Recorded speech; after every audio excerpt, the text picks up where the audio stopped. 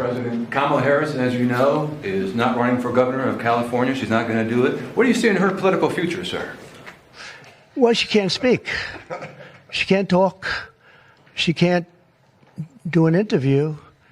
I thought it was a very strange campaign that we had. But, you know, I had two of them.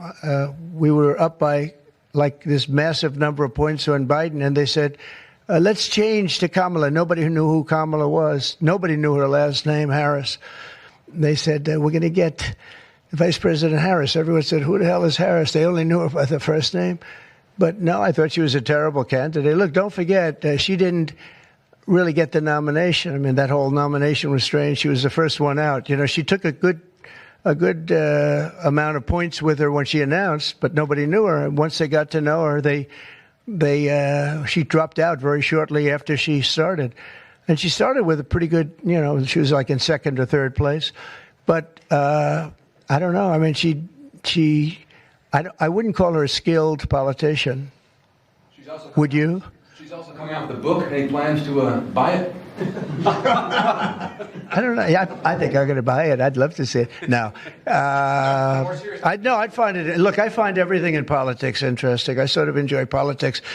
She wasn't a skilled person. You know, you have skilled politicians, really skilled politicians, and then you have some that aren't.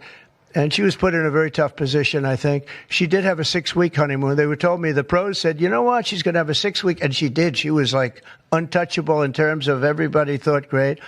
But she didn't do any interviews or anything, which was strange. Not even friendly interviews with friendly reporters like her right there, really friendly reporter.